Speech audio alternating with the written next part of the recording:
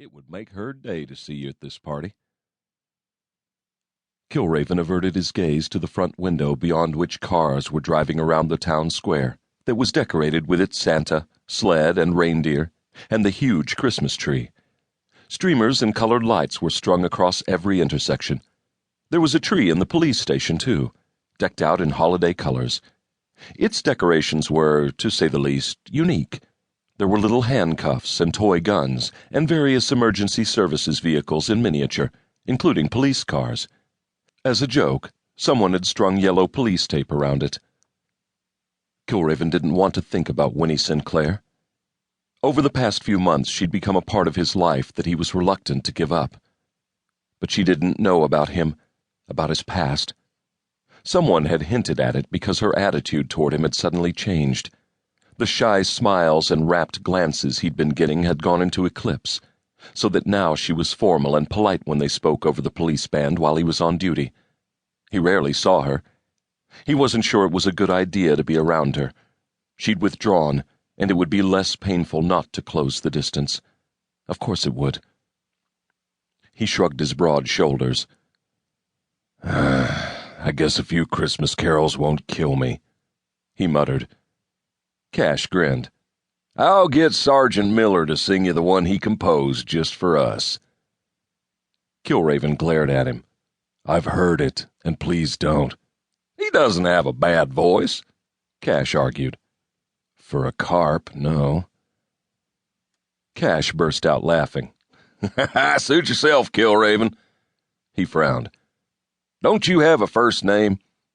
Yes, I do, but I don't use it, and I'm not telling it to you. I'll bet payroll knows what it is, Cash mused. And the bank. They won't tell, he promised.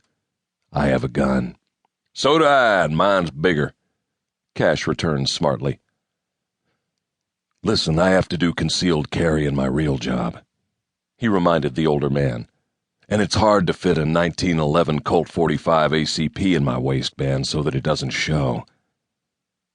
Cash held up both hands. I know I used to do concealed carry too, but now I don't have to, and I can carry a big gun if I want to. At least you don't carry a wheel gun, like Dunn does. He sighed, indicating Assistant Chief Judd Dunn, who was perched on the edge of his desk talking to a fellow officer, with a .45 Ruger Vaquero in a fancy leather holster on his hip.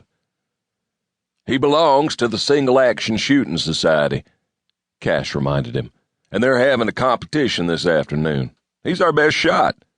After me, Kilraven said smugly. He's our best resident shot, came the reply. You're our best migrating shot. I won't migrate far, just to San Antonio. Kilraven's silver eyes grew somber. I've enjoyed my time here. Less pressure. Cash imagined part of the reduced pressure was the absence of the bad memories Kilraven still hadn't faced.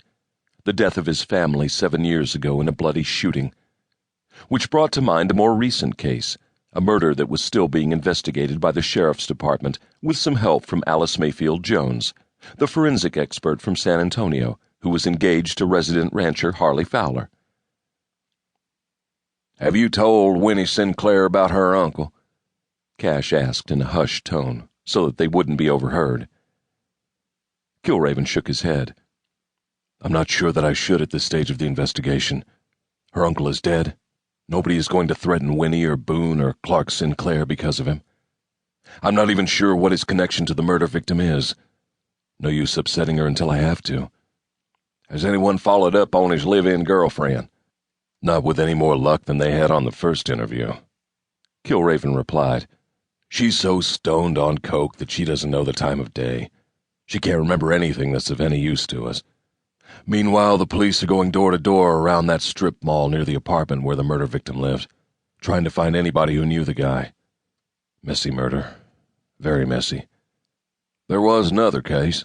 That young girl who was found in a similar condition 7 years ago. Cash recalled. Kilraven nodded. Yes, just before I lost my family, he said hesitantly. The circumstances are